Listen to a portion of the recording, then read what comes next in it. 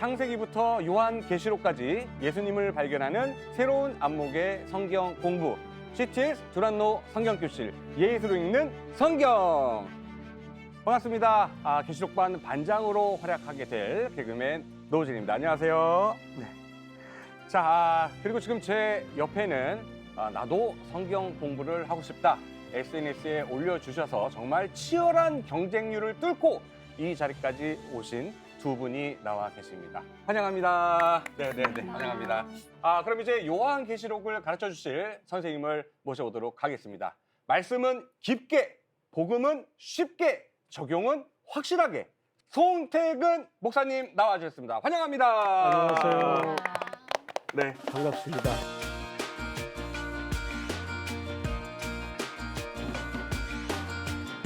이렇게 화면으로 뵀을 때는 사실은 저보다 더 연예인 같은 느낌이.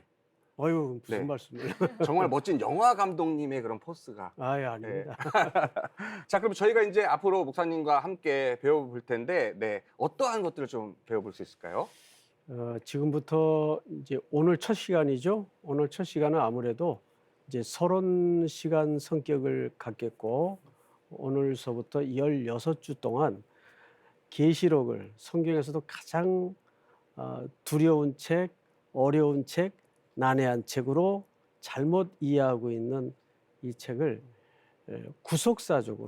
구속사적이라 하면 그리스도 중심적으로 읽는 성경 방식을 얘기하죠.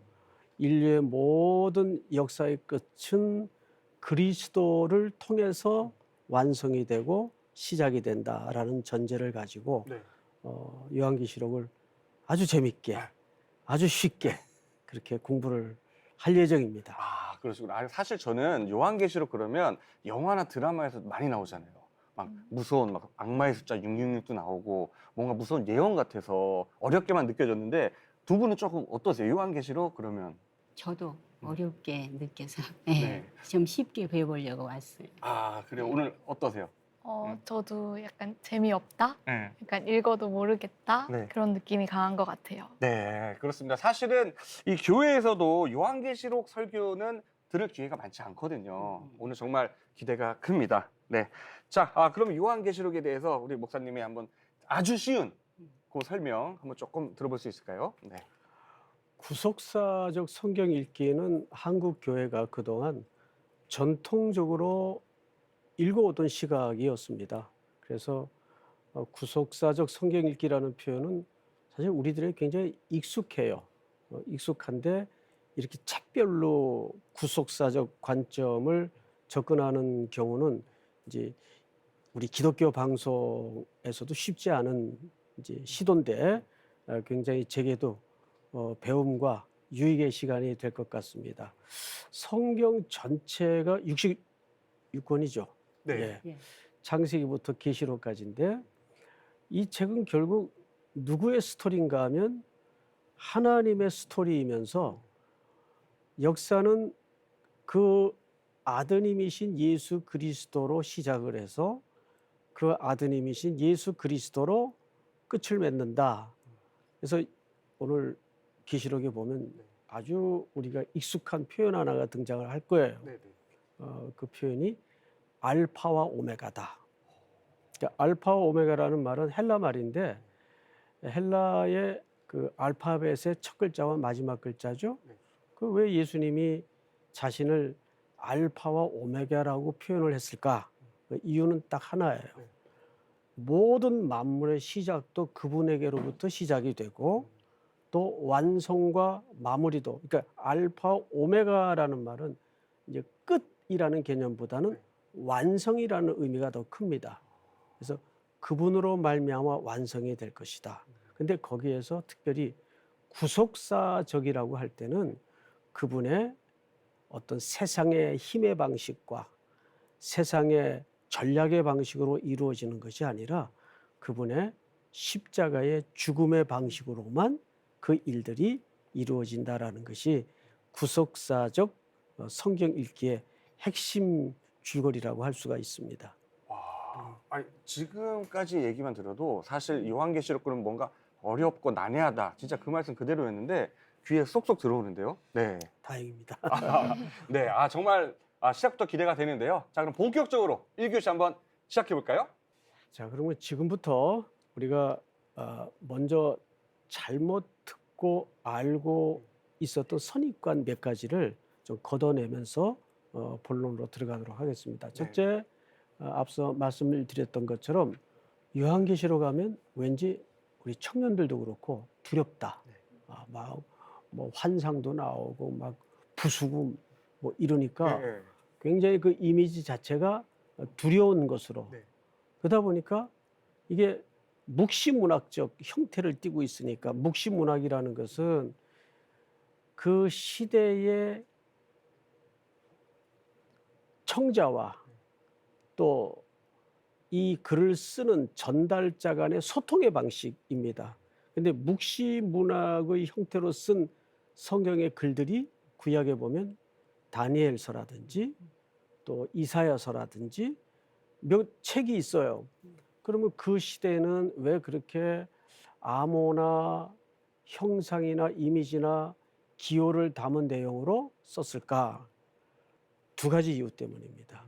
하나는 다 환란과 포로 시기에 묵시문학 형태로 쓰여집니다.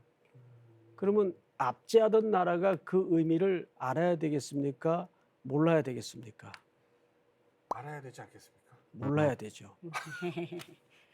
자, 예를 들어서 일제시대에 독립군과 우리 백성들 사이에 어떤 사인을 주고받아야 돼요. 네.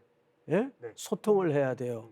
그러면 일본 경찰, 그때는 순사라 그랬겠죠? 네. 순사들이 알아야 되겠습니까? 몰라야 되겠습니까? 몰라야 됩니다. 그렇죠. 그런 이해예요. 아, 몰라야 되죠. 네. 네. 모르려면 우리끼리만 척 들어도 알아들을 수 있는 내용으로, 그림으로, 아무나 뭐 이런. 음악으로, 네. 그렇죠. 이런 형태로 쓰여지기 시작한 문학의 장르가 묵시문학입니다. 그래서 묵시문학은 여러 그림으로 설명되는 경우가 굉장히 많아요.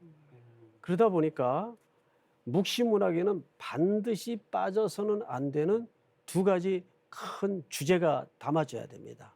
첫 번째 주제가 뭐냐면 이 환란과 고난의 때는 반드시 끝이 온다. 종말적 시각을 담고 있게 됩니다. 또 하나는 반드시 하나님께서 이 신음 속에 있는 자기 백성들을 건지시고 구원하신다. 그래서 구원과 종말, 이 두 가지 메시지가 묵시문학 속에 반드시 담아지게 돼 있습니다. 그래서 계시록은 그런 의미에서 이렇게 논리를 좀 펼쳐나가면 이해하기 쉬운데 이건 외울 것도 없어요. 가만히 성령의 조명을 따라서 이해를 하면 돼요.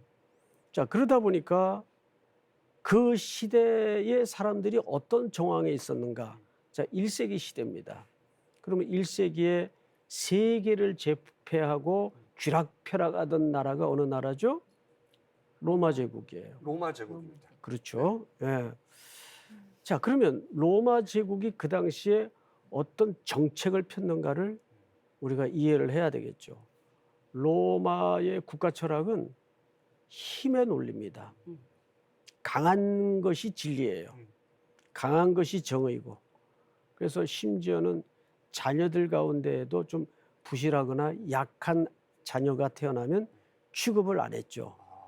그래서 강한 것만이 진리가 되던 시대. 그래서 로마의 정의는 힘이에요. 그런데 여기에 또 하나의 주제가 뭐냐 하면 제국 팽창주의 정책을 피다 보니까 많은 나라들을 주변에 잡아먹었어요. 그런데 아주 신기한 정책을 하나 펴니다. 종교에 대해서는 관용 정책을 폈어요. 관용 정책. 그렇죠. 뭐 너희들이 뭐 불교를 믿던 기독교를 믿던 우리는 I don't care. 상관 안 한다. 딱 하나. 야, 신기하네요. 그렇게 힘으로 막 그 다스리는 그렇죠. 나라인데 네. 오히려 너희들이 뭘 믿든지 그거는 그냥 풀어주겠다. 그렇죠. 오. 종교 관용 정책을 폈습니다. 그러나 로마의 질서를 깨는 문제에 대해서는 가차없이 가혹하게 처벌을 했습니다. 그래서 여러분 사도행전이나 이렇게 사도들이 등장하는 신약의 역사를 보면 사도들이 복음을 전하다가 많이 수모를 겪어요. 근데 우리가 오해를 하는 게 뭐냐면 기독교를 전했기 때문에 핍박을 받는 게 아니에요. 왜 핍박을 받았을까요? 한번 생각을 해보세요. 타종교에 대해서 관용 정책을 폈다면 왜 핍박을 받았을까요? 자기네들끼리 똘똘 뭉쳐서 누구를 추앙하고 더 따르고. 뭐 그런 이유도 전혀 근거 없는 얘기는 아니겠는데 아주 명징한 이유가 하나 있습니다. 복음이 들어가고 복음이 선포되는 것마다 새로운 가치 때문에 소요가 일어나요. 온 세계는 로마의 질서를 따라야 되는데 사도들이 다니면서 성도들이 흩어지면서 복음을 전해요. 그러면 복음이 떨어진 곳에는 하나님의 통치가 임하기 시작합니다. 그러면 기존 가치와 기존 질서와 충돌이 일어날까요? 안 일어날까요? 일어나죠. 그럼 그것이 분란으로 되고 소란으로 일어납니다. 분쟁을 유발해요. 그럼 뭐가 깨집니까? 사회 질서가 흔들리는 거예요. 그러니까 로마는 뭘 믿든 상관은 안 하는데 그것으로 인해서 사회가 분열이 일어나고 사회가 전복이 되고 하는 평화가 깨지는 문제에 대해서는 용납을 안 했습니다. 그래서 고발을 당하고 체포가 되고 매질을 겪게 되는 거죠. 그러니까 직접적인 원인이 복음을 전했기 때문이 아니라 이 복음이 전해진 곳에는 이상하게 예수쟁이들이 지나간 자리에는 성경에도 보면 소요가 일어나요. 그러니까 소요가 일어나면 로마가 제일 중요하게 생각하는 게 로마의 질서예요.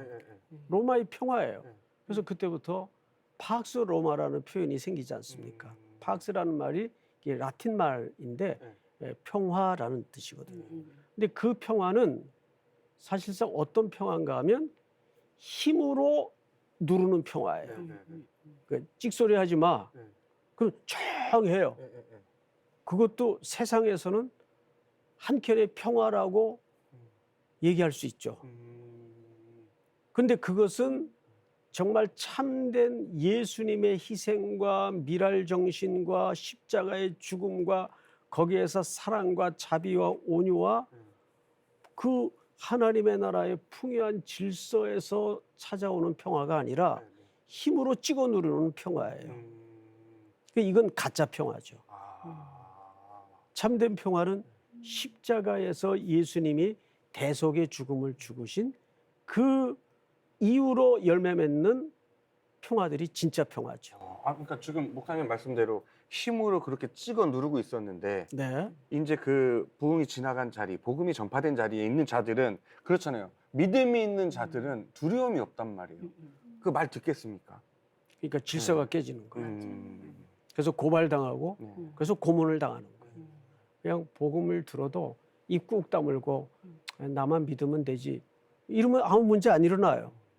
그런데 하나님의 말씀은 능력이 있기 때문에 내 안에 삶의 중심에 그 말씀이 전파되고 뿌리 내리고 열매가 맺어지면 그 말씀은 역사를 일으킬 수밖에 없어요. 그래서 계시록이라는 책은 그렇게 하나님의 말씀을 붙잡고 분투하고 고난을 각오하고 어려움을 겪는 성도들이 그 긴 시간이 흘러가면 흔들릴까요? 안 흔들릴까요? 흔들리죠. 네. 이 내가 이게 신앙 생활하는 게 이게 진짜 맞는 건가? 고난이 길어지면 왜 하나님은 이때 침묵하시는가? 왜 부재 중이신 것처럼 아무 도움을 주지 않는가? 그러면 믿음 약한 이제 막 태생된 초기 어렵고 어린 성도나 교회들은 흔들릴 수밖에 없어요. 그래서 반모섬에 유배되었던 요한도 그 복음을 전하다가 결국 반모섬에 유배가 됩니다. 그러니까 정확한 의미에서 이 요한계시록은 사실상 옥중서신이에요. 왜? 유배된 요한이 그 당시 동일한 어려움을 겪고 있는 교회와 성도들에게 위로의 차원에서 이 책을 쓰게 됐는데 위로와 안돈의 차원을 넘어서서 그렇게 흔들리는 성도들이 오늘이라는 현실을 어떻게 살아내야 되는가. 그래서 요한계시록을 우리가 공부하다 보면 우리가 보통 요한계시록 하면 저 먼 미래에 암호 풀듯이 일어날 어떤 내용들을 미리 공부해 가지고 계시받고 알아채는 거 잘못 알고 있는 거예요.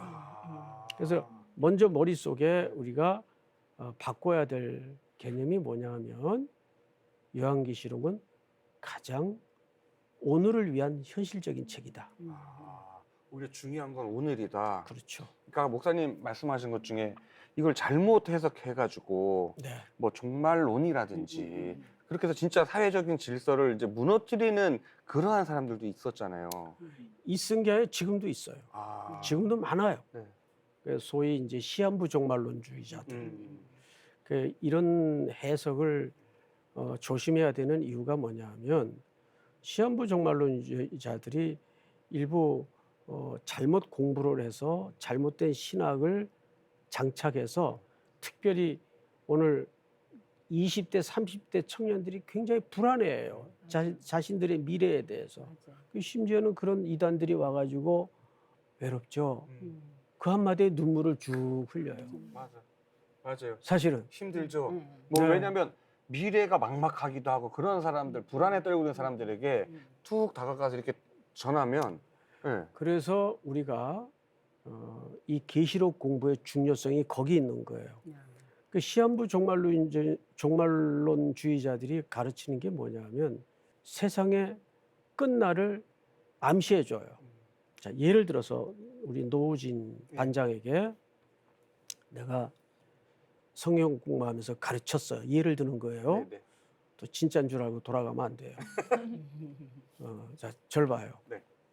노우진 형제, 예수님 한 달 후에 오셔. 그리고 이제 철석같이 믿고 돌아가서 그럼 자기가 삶이 어떻게 달라질까요? 야, 이 얘기가 누구의 얘기도 아니고 만약에 목사님의 입으로 이 얘기를 제가 듣는다. 그러면 저는 지금 제가 진행하고 있는 모든 것들을 그냥 다 멈추고 그렇지. 그냥 가족들과 편안한 안식처를 찾아서 예, 계속 기도하고 우리도 데려가 주세요. 좋은 곳으로 가게 해주세요. 기도하면서 지낼 것 같은데. 그렇게 시간을 딱 못 박아서 언제 주님 오신다. 그 92년도에 무슨 선교회가 휴고. 예, 난리를 친 적이 한 번 있어요. 전 그때 이제 미국에 잠깐 있었는데 그걸 세상에 공영방송에서 생쇼까지 했어요. 약간 학교 안 가는 애들도 있고요. 그거 뭐 숙제 안 해도 된다. 막 그때 그러면서. 뭐 예. 그 정도가 아니죠. 전세금 빼서 교주한테 갖다 바치고 곧 오시는데 그 전세금이 뭐 필요 있어. 애 학교는 왜 보내요? 예. 그러니까 이게 딱 한마디로 묶어서 표현을 하자면 오늘이라는 현실을 놔버리게 돼요. 예. 그건 일반 잘못 섭취한 성도들에게는 얼마나 신앙적으로 해악을 끼치는 잘못된 신앙으로 빠질 수가 있습니까? 그래서 이 종말론주의자들은 종말은 분명히 있어요. 우리 개혁주의 리포엄드 처치의 그 역사관은 종말론적 역사관이에요. 종말론적 역사관이라는 것은 세상의 끝은 반드시 온다는 겁니다. 그 사실이 믿어집니까? 세상의 끝은 반드시 와요. 그런데 그 때와 기한은 아버지께 있어요. 누가 계시를 받아갖고 얘기할 수 있는 성격이 아니에요. 근데 누구마저도 그건 내 권한이 아니라 그랬어요. 예수님마저도. 저는 진짜 농담 아니고 이런 목사님의 말씀을 들으니까 마음이 좀 평온해지는 게 진짜 이 종말론에 대해서는 너무 많은 얘기들이 있잖아요. 뭐 예전에 노스트라다무스부터 시작해가지고 뭐 이게 지금 그 불길한 징조를 보여주는 것부터 해서 그런 거를 보면 볼수록 한편 내심 막 불안한 것도 있잖아요. 뭐 자연재해부터 시작해서. 근데 목사님 말씀 들으니까 마음이 안도가 되네요. 예. 네. 가짜가 막 돌아다니면 맞아요. 가짜를 연구해야 될까요? 진짜를 연구해야 될까요? 진짜. 그렇죠. 네. 진짜만 오히려 집중하면 가짜는 자연적으로 걸러질까요? 안 걸러질까요? 당연히 걸러지죠. 네. 예. 그러니까 가짜가 많을수록 이건 무슨 학설일까? 저건 무슨 뜻일까? 거기에 엉뚱한 에너지와 시간을 낭비할 게 아니라 참 진리인 하나님의 말씀을 이렇게 16주 동안 철저하게 공부하면 그 줄거리가 잡히게 될 겁니다. 야, 근데 목사님 진짜 귀에 쏙쏙 쉽게 들어옵니다. 그건 학생들이 똑똑해서 그래요. 아이고.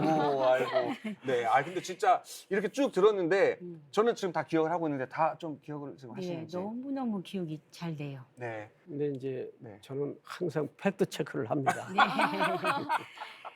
정말 기억을 하고 계신지. 아, 그러면 제가 강의 중에 슬쩍 흘리듯 이 책은 누가 썼다 그랬어요.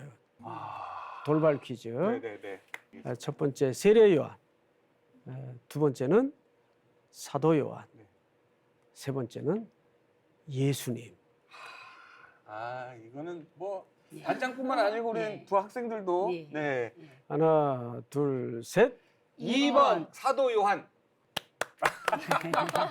예, 공부 잘하셨어요. 네네. 이건 틀릴 수가 없죠. 네.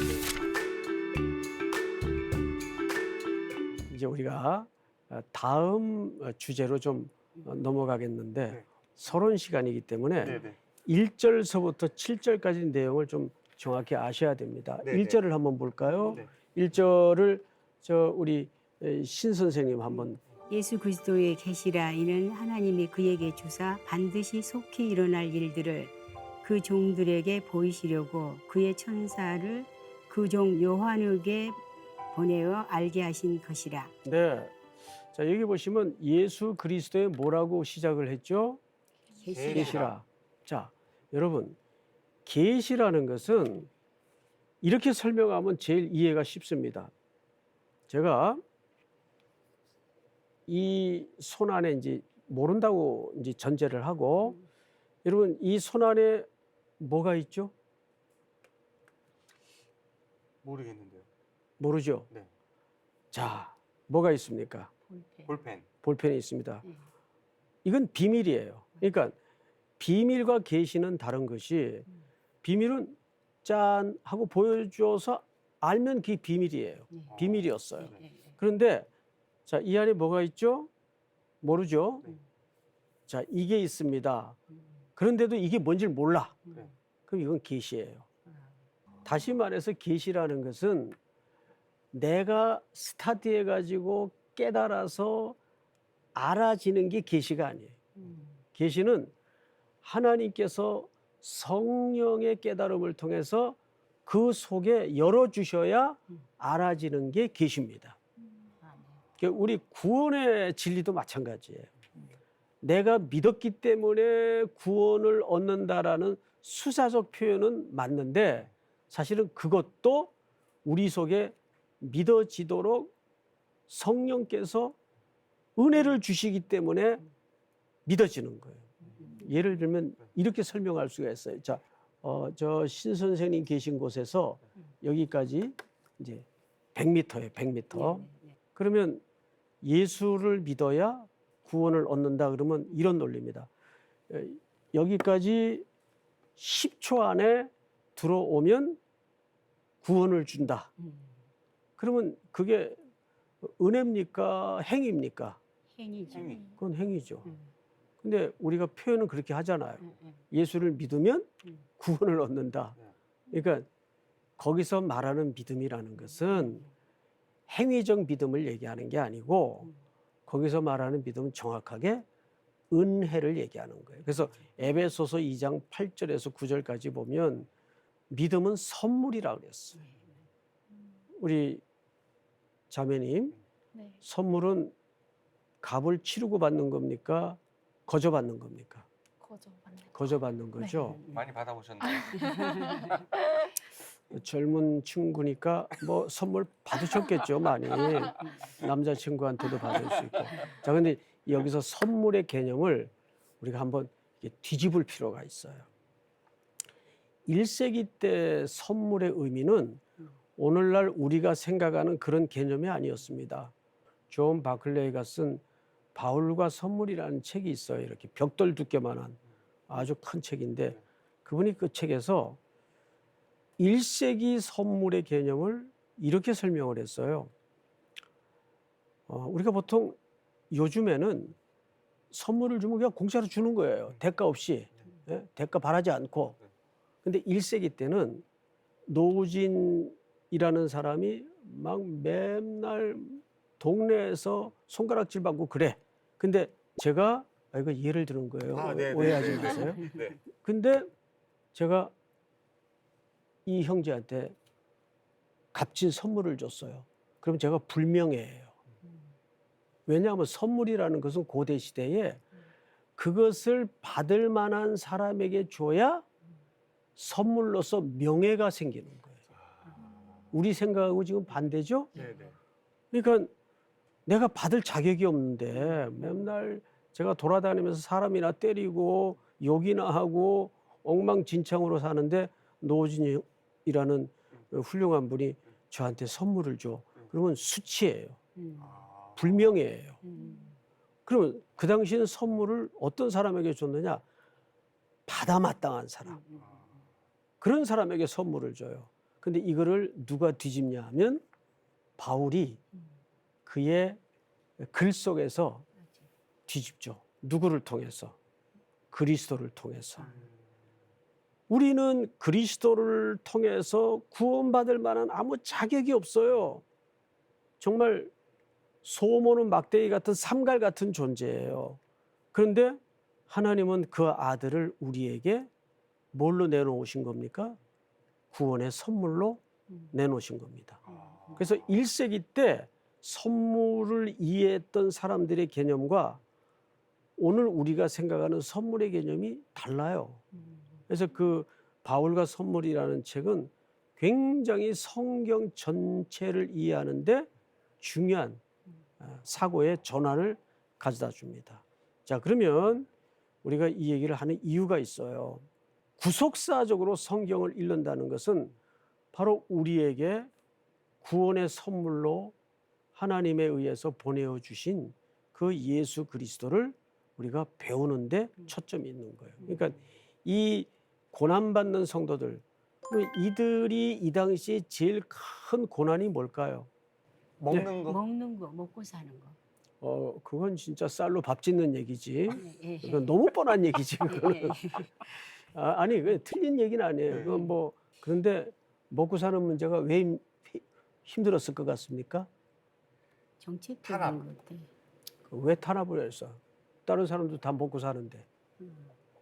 그러니까 여러분들 지금 눈동자가 많이 흔들리는데 이제 우리 이 그 두란노 성경 교실은 강사 혼자서 이렇게 떠드는 시간이 아니고 같이 공부하는 시간이니까 같이 생각을 해야 돼요. 그리고 지금 보고 계신 분들도 아마 눈동자 많이 흔들리셨을 거예요. 네. 보이네요, 눈동자가.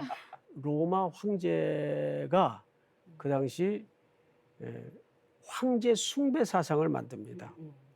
그래서 로마 황제는 신이에요. 그래서 황제 숭배 사상이 일어나죠. 근데 그 숭배 사상을 사실은 여러 도시 국가들에서 경쟁적으로 숭상하는 일들을 벌였어요. 뭐 우리 이제 앞으로 다음 시간부터 공부를 하겠지만, 자, 예를 들어서 다음 시간에 공부할 에베소 교회, 그 도시에 황제를 숭상하는 신전을 유치하려면 경쟁적으로 황제의 충성을 표현해야 돼요. 그러면 그 도시에 신전이 유치가 됩니다. 황제를 숭배하는 그 신전이 유치가 되면 거기에 바로 뭐가 따라올까요? 경제 구조가 따라와요. 신전을 중심으로 많은 우상 숭배가 이루어지고 상거래가 이루어지고 사람들이 북적거리고 재물을 사고 팔고 하는 일들이 일어날까요, 안 일어날까요? 그러면 경제가 돌아가는 거예요. 그래서 그 도시에 황제를 숭배하는 신전이 유치되느냐 안 되느냐에 따라서 많은 경제적인 이익이 갈라집니다. 근데 로마 시민들은 전부 이 가치관 안에 살아요. 그래서 예를 들어서 길드라는 상인 조합을 만들어요. 뭐 가죽공 하는 사람들은 가죽공끼리 길드 조합이 있어요. 그럼 장사를 하려면 그 조합에 들어가야 돼요. 들어가야 오늘식으로 표현하자면 전화도 개통이 되고 신용카드도 발급이 되고 은행 거래가 가능해져요. 근데 거기 들어가려면 반드시 가이사는 주님이십니다. 이 고백을 해야 됩니다. 황제가 신이라는 고백을 해야 되는 거예요. 그런데 복음을 붙잡게 되고 복음대로 살고자 하는 사람들은 그 고백을 할 수 있어요, 없어요? 없죠. 당연히 못하죠. 아니, 안 하죠. 그렇죠. 그러면 길드에 못 들어갑니다. 못 들어가면 어떻게 될까요? 경제적인 이득을 누릴 수가 없죠. 누리지 못할 뿐만 아니라 겨우 최소한의 삶마저도 위태로운 그런 경제적인 먹고 사는 문제예요. 결국은 그 문제가 압박이 들어오는 겁니다. 그 여기에 많은 성도들이 무너져요. 근데 이런 현상들은 과연 2000년 전 로마 시대에만 있었을까요? 오늘도 있어요, 없어요? 지금도 있어요.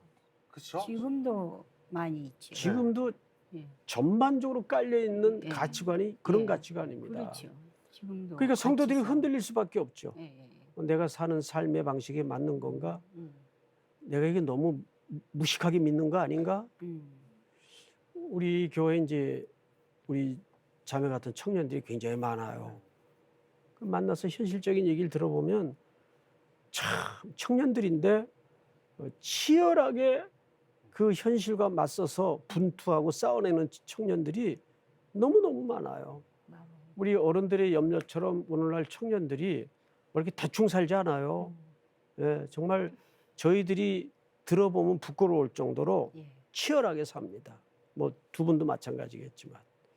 그래서 이 시대가 갖는 가장 현실적인 문제를 버텨내도록 하기 위해서, 극복하도록 하기 위해서 오늘이라는 이 현실을 이기도록 하기 위한 책이 요한계시록이지 뭐 어느 날 뭐 맨날 몇 시에 예수님 오시고 이런 거 비밀 캐는 책이 아니에요. 그리고 이 책은 로마라는 제국하에 쓰여진 책이다 보니까 예. 이렇게 묵시문학의 형태로 예. 쓴 겁니다. 그럼 묵시문학의 형태는 왜 쓰는 거라 그랬죠? 우리끼리만 알 수 있게. 소통의 방식이었어요. 네네. 그래서 반드시 두 가지 큰 주제를 담는다 그랬어요. 뭐를 담아요? 고난의 시대는 끝이 온다. 그렇죠. 이 고난의 시대는 반드시 끝이 온다. 그런 내 백성들을 내가 반드시 건지실 것이다. 근데 그 구원의 역사를 누굴 통해 하시겠다는 겁니까? 예수 그리스도. 예수님을 통해서. 예수 그리스도. 자, 그래서 2절을 우리 신선생님이 한번 읽어보실까요? 요한은 하나님의 말씀과 예수 그리스도의 증거 곧 자기가 본 것을 다 증언하였느니라. 네. 다음 절 우리 자매님. 이 예언의 말씀을 읽는 자와 듣는 자와 그 가운데에 기록한 것을 지키는 자는 복이 있나니 때가 가까움이리라. 네. 우리가 세 가지를 논리적으로 잘 생각해 보셔야 돼요. 이 예언의 말씀을 첫째 어떤 자, 읽는 자, 자와 두 번째는 듣는 자, 듣는 자, 그 가운데 또 세 번째는 기록한 지키는 자. 성경을 처음에 어떻게 해요? 읽는 자, 읽는 자, 두 번째는 듣는 자, 듣는 자, 세 번째는 지키는 자. 지키는 자. 진리는 행할 때 진리가 됩니다. 예. 읽고 듣는 것으로만 머물러서는 안 돼요. 그러면 그 진리는 참된 진리로서 역할을 할 수가 없죠. 그런 자가 복이 있다. 그러니까 이렇게 방금 말씀드린 것처럼 다양한 현실적 고통과 현실적 난제를 끌어안고 살아가는 당시의 그리스도인들에게 뜻밖에도 실질적인 대안책을 주시는 것이 아니라 더 현실적인 대안책을 주시는데 그 더 현실적인 대안책이 뭐예요? 말씀이에요. 오늘도 마찬가지입니다. 뭐 말씀이라는 거야, 그죠? 뭐 하나님이라는 거야. 예배당 안에서만 얘기하면 되지. 아니요. 가장 현실적인 대안이 하나님 말씀이에요. 아멘. 세 분도 그렇게 믿으세요? 아멘. 네. 아멘. 가장 현실적인 대안이 하나님이세요. 근데 우리는 그건 그냥 신앙의 용어고 자꾸 분리시켜요. 우리의 비즈니스 현장에서도 가족 간의 대화 속에서도 가장 리얼리티, 참된 현실은 하나님의 말씀이다. 이 시대도 마찬가지죠. 우리 반장님께서 4절을 한번 읽어볼까요? 네. 요한은 아시아에 있는 7 교회에 편지하노니 이제도 계시고 전에도 계셨고 장차 오실 이시며 그의 보좌 앞에 있는 7영과 또 충성된 증인으로 죽은 자들 가운데에서 먼저 나시고 땅의 임금들이 머리가 되신 예수 그리스도로 말미암아 은혜와 평강이 너희에게 있기를 원하노라. 우리를 사랑하사 그의 피로 우리 죄에서 우리를 해방하시고. 네, 끊고 갑시다. 네. 여기서 이제 드디어 이 책에 기술된 목적이 등장을 하죠. 4절을 보시면 아시아에 있는, 자 여기서 말하는 아시아는 뭐 우리가 살고 있는 이쪽 극동아시아 쪽을 얘기하는 게 아니고 지중해 바다가 이렇게 있으면 지금의 튀르키예, 옛날에 터키라고 그랬죠. 예. 88 올림픽 때 제가 터키 선수단 그 선교 차원에서 영접을 했던 적이 있어요. 태권도 선수단. 장충체육관에 갔는데 터키 말을 알아요. 응원하죠. 예. 그래서 이제 어느 장로님이 아이디어를 냈어요. 우리 어릴 때 누구나 다 불렀던, 누구나 다 알고 있는 터키 응원가가 하나 있다. 저도 알 수 있는 노래. 그럼요. 터키? 예. 제가 한 소절만 불러볼게요. 네네네. 산 터키야 어디를 가느냐. 그 노래를 부르면서 응원했던. 이거 제가 볼 때는 이거 만들어낸 얘기 같은데요. 아니 진짜입니다. 진짜로요? 그럼요. 산터키 터키. 이 성경 공부 시간에 제가 강의 내용을 조작. 아니 강의는 아니, 저는 이제 유머러스하게 터키 선수들에게 그런 노래를. 그럼요. 진짜요. 와. 아이디어가 진짜 좋으신데요. 그 사람들이야 내용을 잘 모를 테니까 뭐 터키 하니까 우리 응원하나 보다. 지금 이제 안 잊어먹겠죠? 예. 이제 국명이 바뀌었지만 네네. 튀르키예 쪽인데 그 아시아를 얘기합니다. 자, 그런데 거기 교회가 몇 개예요? 7 7 교회. 교회. 7교회예요. 자, 이렇게 서클을 만들어서 이제 7교회가 쭉 그쪽에 흩어져 있는데 7교회라는 말은 무슨 뜻인가 하면 이 헤파라는 말은 완전함, 충분함, 온전함 이런 의미를 갖고 있어요. 그래서 성경에 7교회 또 7이라는 숫자는 이 시대에만 머물러 있는 상징적인 수가 아니고 오고 오는 모든 세대의 전체 교회를 대표하는 수입니다. 이해가 되죠, 여러분? 네. 그래서 아까도 말씀을 드렸지만 이것이 묵시문학의 형태로 오고 오는 세대를 향한 책이기 때문에 7교회 하면 당시에 뭐 에베소, 서모나 이런 7교회만을 국한시킨 표현이 아니고 앞으로 이 땅에 계속 태어나고 생성될 모든 교회를 대표하는 숫자로서의 교회. 그 표현을 뭐라고 얘기해요? 7교회라고 표현을 하는 거예요. 그래서 혹시 뭐 럭키 세븐, 7이 행운의 숫자 그런 것도 좀 연관이 있는 건가요? 뭐 거기까지는 제가 잘 모르겠어요. 예.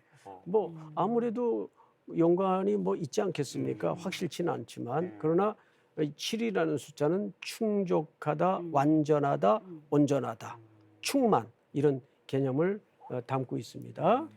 자, 그러면 이제 알겠어요. 이 글을 받아 읽어야 될 수신자는 누굽니까? 7교회예요. 보좌는 7명. 그 동시에 이 글의 수신자는 오늘 우리라고도 말할 수 있어요, 없어요? 있습니다. 당연히 말할 수 있죠. 그래서 다음 시간부터는 그 7교회의 첫 교회인 에베소 교회를 이제 우리가 공부하게 될 텐데 목사님 저 질문 하나 예. 있습니다. 아까 말씀하실 때 믿음은 선물이라고 하셨는데 네. 그러면 제가 말씀을 좀 더 잘 알고 싶고 믿음을 좀 더 굳세게 하고 싶은데 그러면 성령님이 저한테 선물로 주시는 거를 기다리는 거 말고 제가 할 수 있는 노력은 뭐가 있을까요? 계속 성경을 읽으면서 네. 기도하는 거죠. 그러면 그게 행하는 자의 모습이라고 보면 될까요? 그렇지 않고 네. 성경을 읽다 보면 성령께서 나한테 믿음을 자라게 하세요. 네. 그러면 그 말씀의 힘이 내 삶에 아주 눈에 띄지 않고 보이지 않지만 변화를 일으킵니다.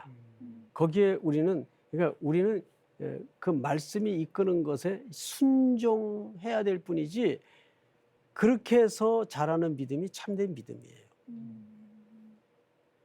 야, 진짜 사실 저는 요한계시록 그러면 아까 초반에 말씀드린 것처럼 뭔가 무섭고 어둡고 막 어렵고 이런 줄은 알았는데 너무 쉽게 잘 설명해 주셔서 제가 갖고 있던 선입견도 많이 깨진 것 같아요. 네, 다시 한번 감사의 말씀을 드리겠습니다. 감사합니다. 네. 감사합니다. 자, 그럼 오늘 배운 내용 한번 요약해 보도록 하겠습니다.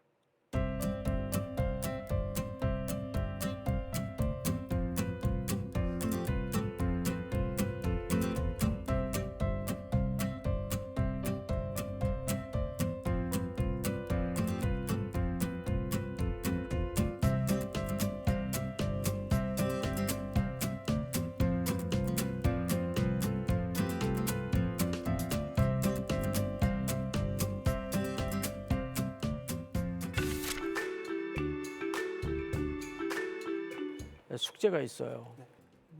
숙제요? 이제 두 번째 시간일 테니까 네, 네, 네. 숙제가 당연히 있어야 되겠죠. 숙제. 예. 예. 숙제는 계시록 2장을 읽어오는 겁니다. 네. 예, 뭐 부담 안 되죠? 예. 사실 이제 솔직히 말씀드리면 부담은 됩니다만 오늘 얘기를 들어보니까 예. 이 장이 궁금해졌어요. 네. 그래서 이건 숙제가 아니라 제가 그냥 스스로 네, 한번 이 장 꼭 읽어오도록 예. 하겠습니다. 그래서 다음에 첫 교회인 네, 네. 에베소 교회 현실을 네. 또 오늘 우리 현존하는 성도들과 교회들이 들어야 될 마땅한 메시지가 네. 또 오늘을 타개해야 될 중요한 위로의 근거가 무엇일까 네. 기대하면서 네. 다음 시간에 네. 뵙도록 하겠습니다. 네. 네, 창세기부터 요한계시록까지 예수님을 발견하는 새로운 안목의 성경 공부 두란노 성경교실 다음 시간에도 결석하지 마시고 꼭 저희와 함께 해주시길 바라겠습니다. 그럼 다음 시간까지 안녕히 계세요.